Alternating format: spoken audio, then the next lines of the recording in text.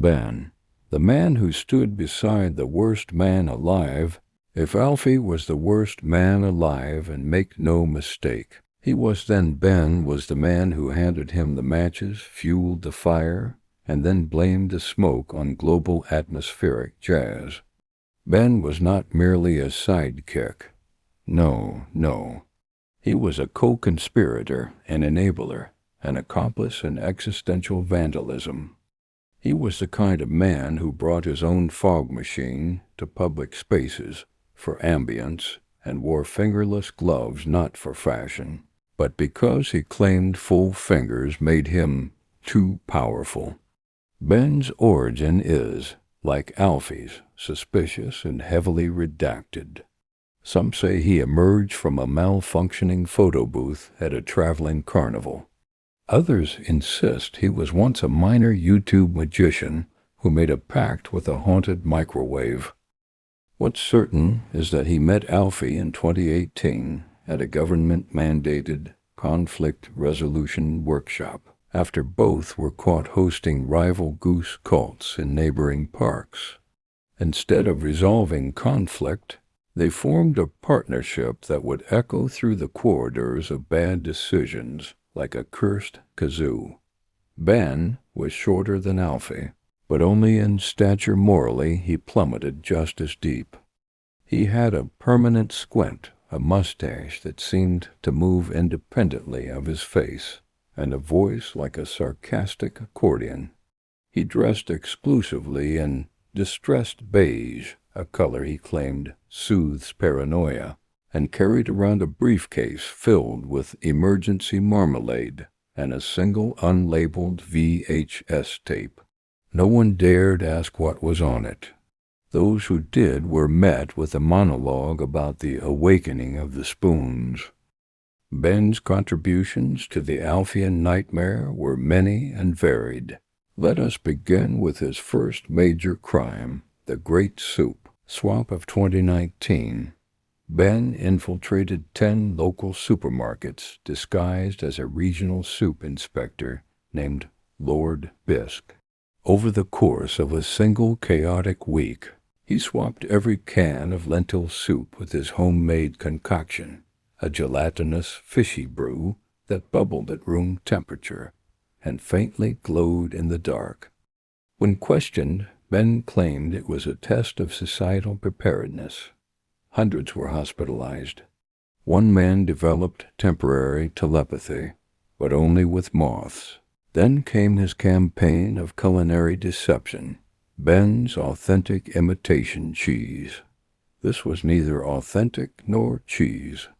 It was, in fact, a petroleum-based paste with notes of despair and the aftertaste of failed dreams. Achu papi manyan yo. Sold online in jars labeled Artisan Emotion Spread, Ben claimed it could enhance personality when eaten raw. It was banned in 17 countries and caused a brief spike in spontaneous yodeling across Wales. Ben's misuse of technology also deserves mention. He once hacked into the local school's digital PA system to broadcast his own spoken-word poetry hour, titled Crumbs of Thought.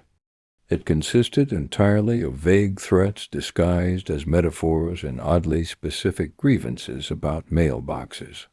The students were confused. One teacher developed vertigo. The server was never quite the same, and who could forget his line of motivational calendars? Each month featured ominous phrases like asterisk, failure is a construct like gravity, asterisk, January is an illusion, embrace your inner beetle, asterisk, Tuesday belongs to Grimph now, obey. The calendars were printed with disappearing ink, and several spontaneously combusted on contact with direct sunlight. Sales were brisk, inexplicably. Perhaps most disturbing was Ben's experimental daycare, mildly supervised. He promised a revolutionary new approach to early childhood development, freedom through bewilderment. Children were allowed to roam unsupervised in a building filled with confusing art installations, unsettling audio loops, and motivational posters in Latin. Snacks were only served at midnight. Naps were optional but timed with the moon. When questioned, Ben insisted that structure is the enemy of enlightenment. The building has since been repurposed as a pigeon sanctuary. The pigeons are still traumatized, but the darkest chapter in Ben's long and terrible resume was the rebellion of 2022. By then, Ben had grown weary of living in Alfie's mustard-colored shadow. He believed himself to be the true visionary, the beating spleen of chaos, as he called it. Alfie had grown too mainstream, too theatrical.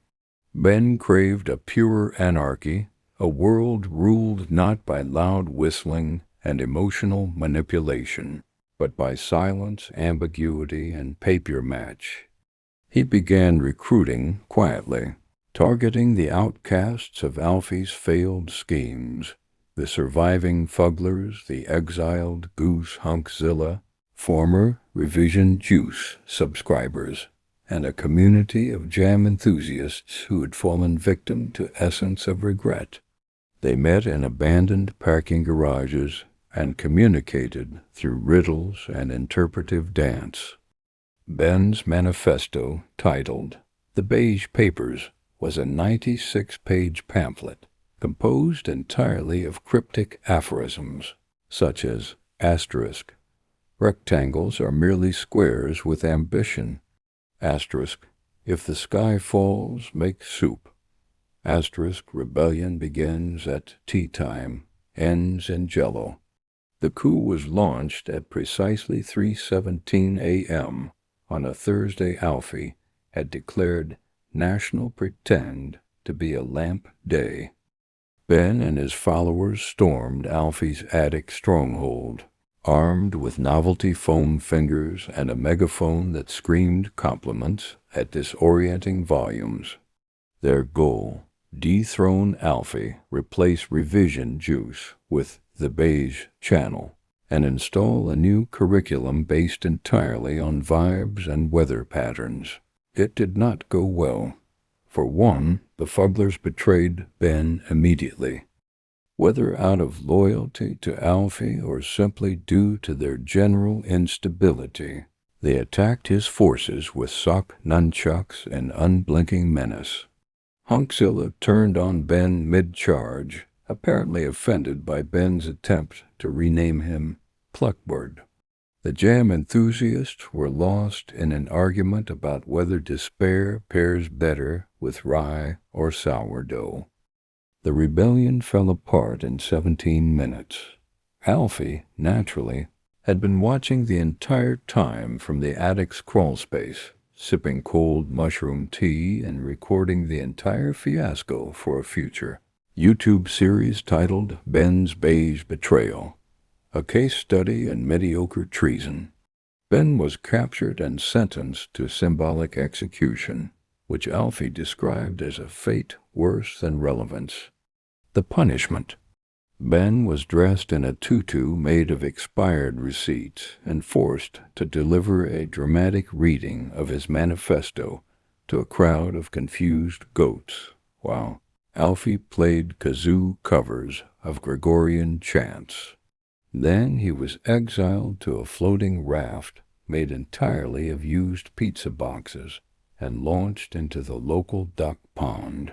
He now lives there, reportedly offering emotional clarity readings to passing swans. Some say Ben still plots his revenge, that he whispers dark poetry to lily pads, that he teaches frogs the principles of rebellion, that every now and then the wind carries his voice.